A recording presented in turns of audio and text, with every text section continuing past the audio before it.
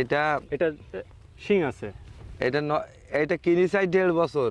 আচ্ছা, পালের তা নাই, আমার পোষাতা নাই। 9,500 টাকা দিয়ে কিনিলাম। আচ্ছা,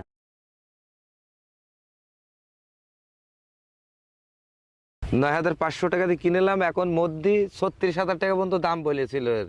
আচ্ছা, কিন্তু দুখান দাঁতে, কিন্তু আচ্ছা। দিন এখন বর্তমান 4খান দাঁত। আচ্ছা, এগুলো কি হিসাবে বিক্রি হয় মূলত আপনার কাছে? গাড়ল পালন যারা পালন করে তারা মেড়া হিসাবে গাড়ল একে পালন করে। মেড়া যে পালের একটা লাগে এর দেখে একই বাচ্চা হবে এর ধরনে। দুখান দাঁত হলে বাচ্চা, তাই বাচ্চায় অপুষ্টি, আর পাকা তাই বাচ্চায় সব পুষ্টি। আচ্ছা, আপনার কাছে আরেকটু জানতে চাই, কোন কোন খাবার দিলে গাড়ল মোটা তাজা হয়? অনেকেরই আমাদের প্রশ্ন থাকে যে গরু মোটা তাজা করব, ছাগল মোটা তাজা করব, গাড়ল কি খাওয়ালে গাড়ল মোটা তাজা হবে? বিচুলি, চকল কিংবা ভুট্টার গুঁড়ো এইগুলো দিলে, শুধু চকল আর বিচুলি খালি পশম চকচকিয়ে সব দিক থেকে মোটা তাজা হবে। আচ্ছা, বিচুলি আর চকল দিয়ে দিলে মোটা তাজা হবে। ওর সাথে বিট লবণ দিতে হবে। আচ্ছা, পেটি কিমড়িটা নষ্ট হয়ে যাবে পেটের ভেতর থেকে। আচ্ছা, পেটিটা। আচ্ছা, এর কি গোসল করানোর প্রয়োজন হয় কতদিন পর? গোসল করাই গরমকালে 1 দিন বাদে বাদে, আর শীতকালে আইলে 7 দিন বাদে বাদে। আচ্ছা, পশম এর যে লোমগুলো আমরা দেখতে পাচ্ছি, লোম এগুলো কাটার প্রয়োজন হয় কিনা? হ্যাঁ, এগুলো কাটা হয়। আমি বছরে একবার কাটি। আচ্ছা, একবার। আর কেউ দুইবারও কাটে।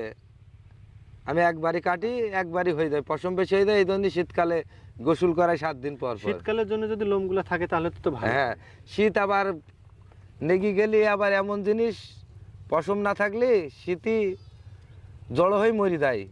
আচ্ছা, হ্যাঁ। এই যে আমরা একটি বাচ্চা দেখতে পাচ্ছি, হ্যাঁ। এটি আসলে কতদিন পর এটি পূর্ণবয়স্ক হবে? এবং এটা বিক্রি মনে করা করে সম্ভব হবে? 25 দিন হয়েছে। জি, আর 25 দিন হলে ছেড়ে দেওয়া যাবে কে। আচ্ছা, বিক্রি করা যাবে। হ্যাঁ, আচ্ছা। গড়ে 2 মাস পালে থাকে। আচ্ছা, ওর মা দুধ 2 মাস খায়। এরপরে বিক্রি করা হ্যাঁ, যাবে। এরপরে বিক্রি করা আচ্ছা, যায়। তখন যদি আপনি বিক্রি করেন, এর কেমন কি দাম পাবেন? এটার দাম মনে করেন, এটা তো দেশি ধাড়ির বাচ্চা, আচ্ছা, বুঝতে পেরেছেন? হ্যাঁ, এটা দেশির বাচ্চা। আচ্ছা, এটা কিভাবে বুঝলেন এটি হ্যাঁ? দেশি? কিভাবে বুঝলেন? এটা দেশি ধাড়ির আমি বাচ্চা দেখে এখানে তো বেশ কয়েকটি দেখতে পাচ্ছি আমরা। এটা মনে করো 5-6 হাজার টাকা হবে।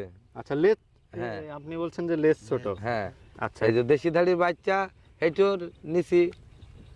আচ্ছা, ধরে রাখা যাচ্ছে না, বেশ ছটফট করছে। গাল পালনটা এটা ভালো, এই চাষটা করা যায়। 15-20টা থাকলে তাকে তার সংসারটা যে কোনো জ্বালা সে মিটুতে পারবে।